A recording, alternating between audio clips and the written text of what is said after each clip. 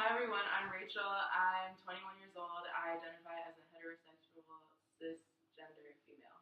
Hi everybody, I'm Alex. I'm 23 years old and I identify as a heterosexual cisgendered male. Hi everyone, my name is Nakia. I'm 21 and I identify as a cisgendered female and bisexual. Hi everyone, I'm Rachel. I'm 20 and I identify as a cisgendered heterosexual female. So the L in LGBTQ+ stands for lesbian, and it encompasses any homosexual female who is attracted. So that means that any female who's attracted to other females. So G stands for gay. It is a term used for any homosexual male, so any male who's attracted to other males. And B stands for bisexual, which is a term for anyone between either sex who is attracted to both their same sex or in the opposite sex. Whereas the T refers to a person whose sense of personal identity and gender does not correspond with their birth sex. And the word queer Queer. kind of acts as an umbrella term that can be used by really anybody who identifies in the LGBTQ+ community, where they don't identify as heterosexual or cisgendered. And then the plus stands for anything else, which could be asexual, questioning, Bi-curious, pansexuals, all that good stuff. Fantastic.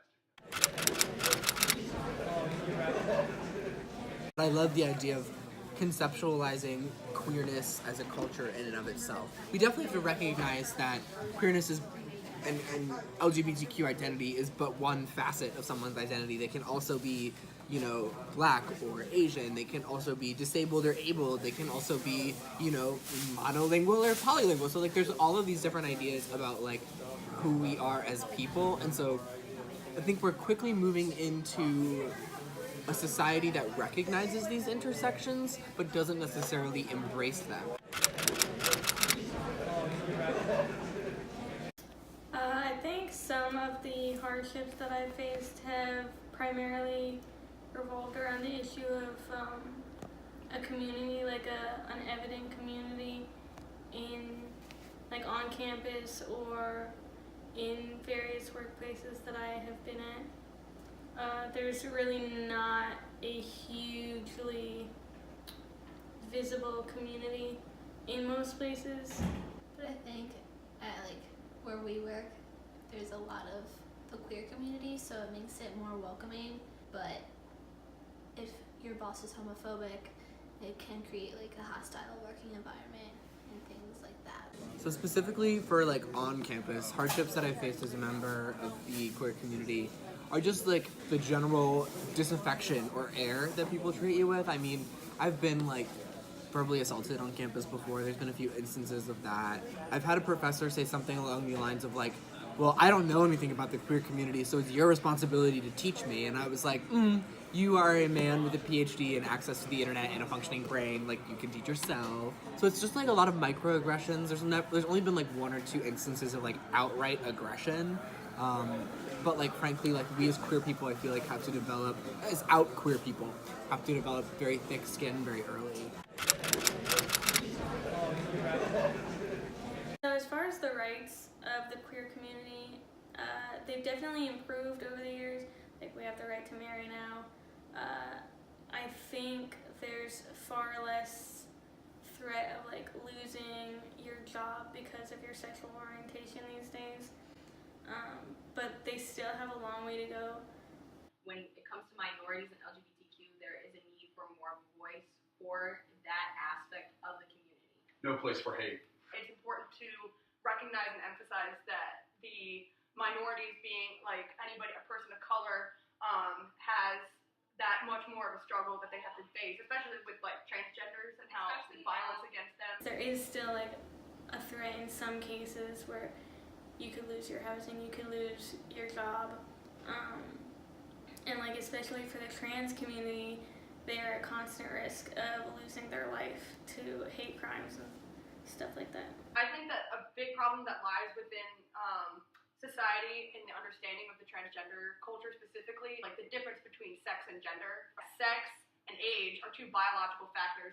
Gender is a social construct that's based off of the behaviors and the attitudes that you have based in gender roles in society. 83% of transgender male to females work as prostitutes to pay for their reassignment surgeries.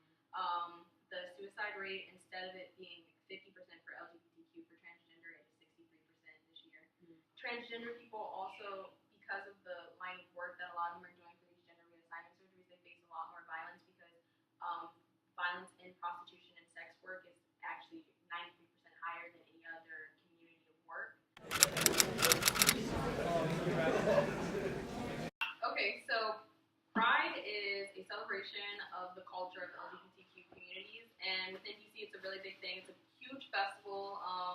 There's a parade, there are concerts, and there are branch-off events like the Brown Sugar Bash, which is for LGBTQ people who happen to be African American. There are concerts, there are food trucks, there are people who are like you, who you can converse with and feel connected to.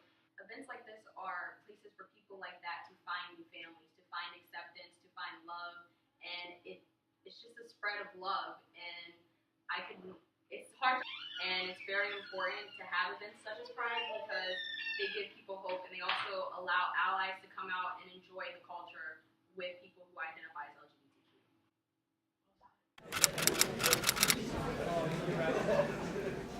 Allies have kind of an easier way of like bringing awareness to some issues. To an extent, some people aren't gonna want to listen to like an angry lesbian.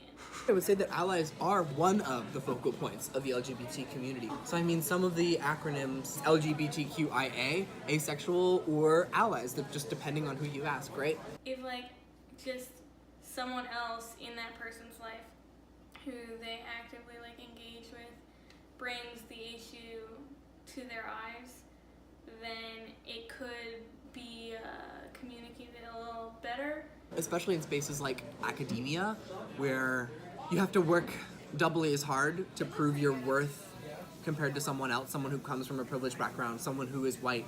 Allies are a critical voice because they help to show the bigots of the world, the ignorant people of the world, that queer people aren't all that different from them, because they almost act like a bridge, right?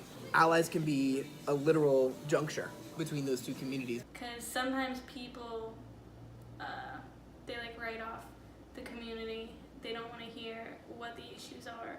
If, you know, my cousin Jim Bob is an ally to the queer community, but I'm Bob Jim and I absolutely hate the gays, like, I'm gonna pause and think about, okay, why is Jim Bob cool with this? Because I love Jim Bob, you know what I mean? That's a really bad example. And I think allies as a whole need to recognize where in their life, oh my god, you look so good! They're not being allies, right?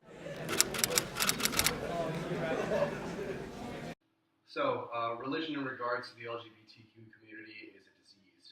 Religion is terrible because all it does is create a bias and negative view towards those who have a differing opinion. Almost all religions don't accept any kind of homosexual acts. They condemn it. Therefore, we need to eradicate religion in order to move forward. What a stance! For me, I was raised in a Christian household, and I was told like it wasn't okay to be gay, and if you were gay, you'd have to go to like therapy. Anyway, so when I tried to first come out at 12 or 14, my church was just like, well, if you're gay, like you can't be a part of our worship team anymore, and you can't come to youth group and things like that, like be engaged actively in like the Christian community. And like that was heartbreaking to me because that's all I ever knew was like Bible study, worship team, practice. So I was like, yeah, I'm not gay anymore. Like, and then I came to college and I was just like, I wasn't under that influence anymore. And so like when I officially came out at like 19, like the church had like this huge hissy fit, and it was just like, I can't even go back to my home church anymore because I don't even feel welcomed by a community that's supposed to love. And like that's all we were taught, like, was to love your neighbor and to love one another and show the love of Jesus. And it's just like, you guys haven't showed me any of that grace that I learned. I'm the same person that I was before I came out, and I always will be the same person, you know? So that's my spiel.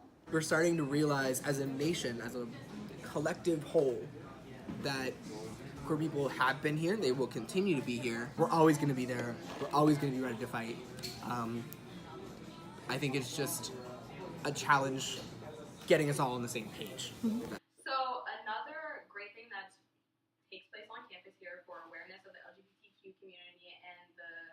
adversity that they face every single day is the Day of Silence. It occurs every single spring, and what happens is, as an ally, you can pledge to be silent for an entire day to represent the silent voices of those who are still in the closet due to being discriminated against. Love to see it. Rock on. Please We love sign love. up this year for the Day of Silence. Love is love. No place. Donald Trump. No place for hate. All right, are we done?